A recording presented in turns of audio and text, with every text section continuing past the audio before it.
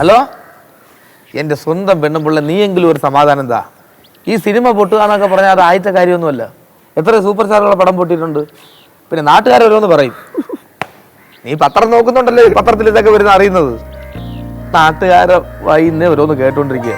ഇനി വീട്ടിലെ പെണ്ണുപിള്ളയും കൂടെ ഒരു സിനിമ ചെയ്തതാണോ ഞാൻ ചെയ്ത കുറ്റം? വെക്ക് കാതര, ഇത് കണ്ടോടാ, വാട്സാപ്പിലും ഫേസ്ബുക്കിലും ഒക്കെ നമ്മുടെ സിനിമയെ കുറെ പയ്യവര് കീറി വലിക്കുവാടാ. വാട്സാപ്പിൽ എന്തൊരു പടം കണ്ട കൊരങ്ങന്റെ ദേഹവും എന്റെ മുഖവും വെച്ചിട്ട് എഴുതിയൊക്കെയാണ് കൊരങ്ങന്മാർക്കുള്ള അല്ലടാ സിനിമയെന്ന്. എഴുതിയേക്കുന്നത് ആരാന്നറിയാമോ? കമന്റ് ഒക്കെ ഇട്ടേക്കുന്നത് കാരണം നമ്മുടെ പ്രൊഡക്ഷനിൽ നിന്ന് പയ്യന്മാരില്ലേ, അവന്മാർ ഉൾപ്പെടെ നമുക്ക് എതിരായിട്ട് കമന്റ് ഇട്ടേക്കുവാ. അതെങ്ങനെ?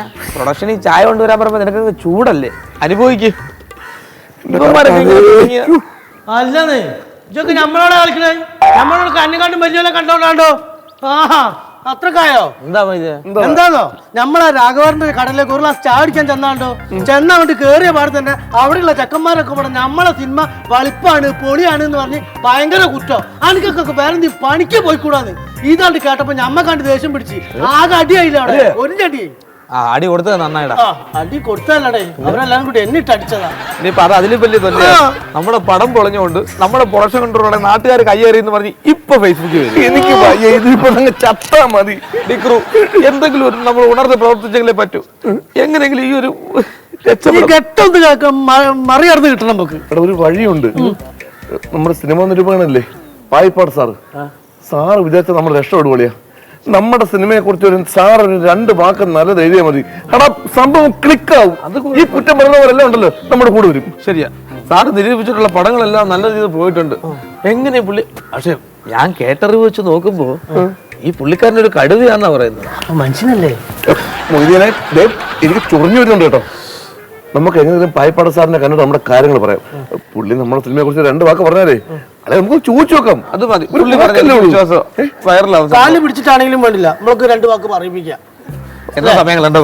അവിടെ നിന്റെ മണ്ടത്തരങ്ങളൊന്നും തുറക്കല്ലോ ദൈവത്തെ.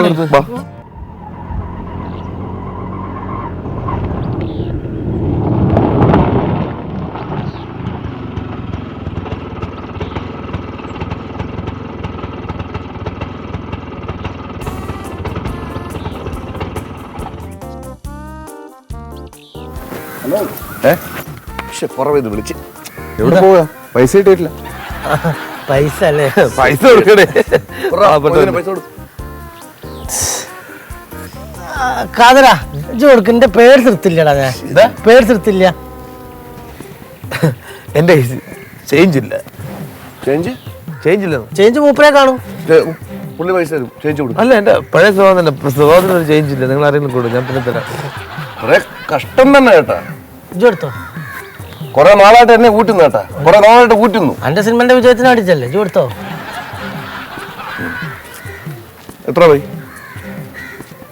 150. 150? ഇവിടെ മഴ വരാനാ? വീട്ടിൽ ഓടുന്നതില് ചോദിക്കാൻ പറ്റുള്ളൂ. ചേട്ടാ, ഇത് പെട്രോൾ പോയിട്ടല്ലേ ഓടാ, അല്ല സ്വർണ്ണ കലക്ക് വെച്ചൊന്നും അല്ലേ ഓടുന്നു. 100 രൂപ ഉണ്ട്. നടക്കത്തില്ല, ചെറിയൊരു ഓട്ടോ അടിച്ച് നിങ്ങളെ വണ്ടിയുടെ മൊത്തം പൈസ ഞങ്ങൾ തരിക. വണ്ടിയുടെ മൊത്തം കാശല്ല വെച്ചത്, മീറ്ററെ കാണുന്ന കാശാ വെച്ചത്. കൊടുക്ക്. അതെ, ഞങ്ങൾ ഒന്നും അല്ല ഓട്ടോയിൽ കയറുന്നത്. ഒരുപാട് ഹോട്ടലിൽ കയറിയിട്ടുണ്ട്. ഇങ്ങനെ നടന്ന അലുമ്പുണ്ടാക്കിയിട്ടുണ്ട്. അലുമ്പോ മറ്റുള്ളവരുടെ അടുത്ത് കാണിക്കാം, എന്നോട് കാണിക്കേണ്ടത്. മനസ്സിലായല്ലോ? ഇതൊന്നും കൂടെ പറഞ്ഞു. അലുമ്പോ മറ്റുള്ളവരോട് കാണിച്ചാൽ എന്നോട് കാണിക്കേണ്ടതെന്ന്. നമ്മുടെ സിനിമയിലെ മോട്ടോർ ഡ്രൈവർ അതേ ഭാവം.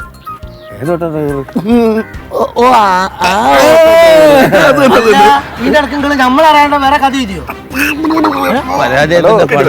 ആയാലും ശരി, എനിക്ക് എന്റെ കാശ് കിട്ടുക. പേരെന്താന്ന് പറഞ്ഞേ?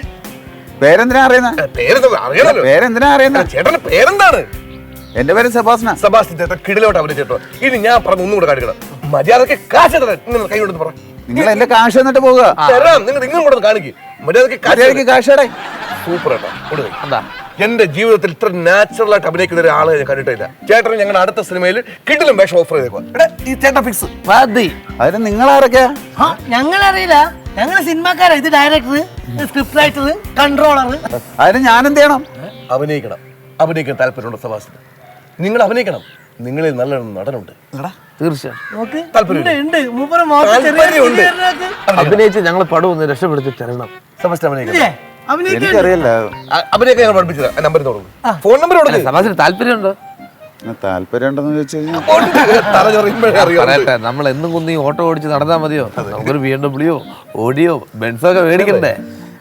ആ നമ്പർ പറഞ്ഞോളൂ. ആ നമ്പർ കൊടുക്ക്. പറഞ്ഞോ 830 830 19 19 530 65 65 നല്ല നമ്പറാട്ടോ. അത് തരുന്നിട്ടി.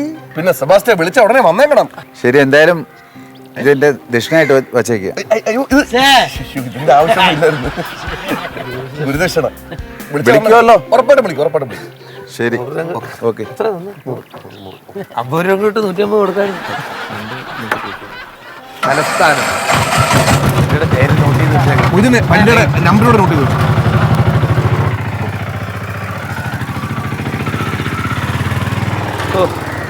അല്ല എന്തിനാ നമ്മള് മൂപ്പരെ ഫോൺ നമ്പർ മേടിച്ചില്ലേ? പിന്നെ വണ്ടി നമ്പർ വണ്ടിയുടെ നമ്പർ എന്തിനാ മേടിച്ചെന്ന്?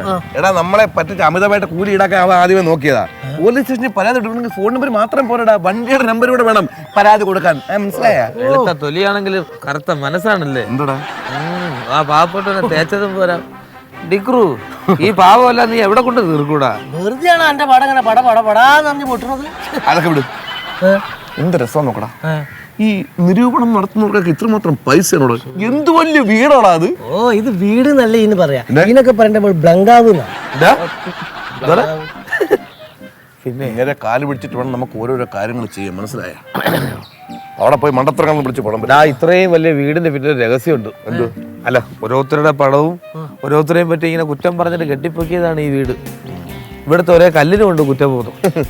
നമ്മളൊക്കെ നേരം വെളുത്തിട്ട് എത്ര ആൾക്കാരെ കുറ്റം പറഞ്ഞല്ലേ? 10 പൈസ കിട്ടല്ലേ നമുക്കൊന്നും. അയ്യാ, നിന്റെ കൂറവായോണ്ട് കുറ്റം പറഞ്ഞിട്ട് എന്ത് കാര്യടാ? ഈ കുറ്റം പറയുമ്പോ അവൻ അത് ചെയ്തു ഇത് ചെയ്തു എന്നൊക്കെ എഴുതണമെങ്കിലേ നല്ല അറിയുന്ന ആളായിരിക്കണം. അല്ലാതെ കോഴിക്കോട് കിടക്കുന്ന നിന്നെ നീ എഴുതിയ മൊയ്തു ആരാണെന്ന് ആൾക്കാർ ചോദിക്കില്ലടാ. എന്റെ വീട്ടുകാർക്ക് പോലും നിന്നെ അറിഞ്ഞൂടാ. അതല്ലടാ, എനിക്ക് സഹിക്കാൻ പറ്റാത്ത ആര് കുറ്റം പറഞ്ഞാലും ആ വിദ്യയില്ലേ അവള് പറഞ്ഞാന്നറിയാം.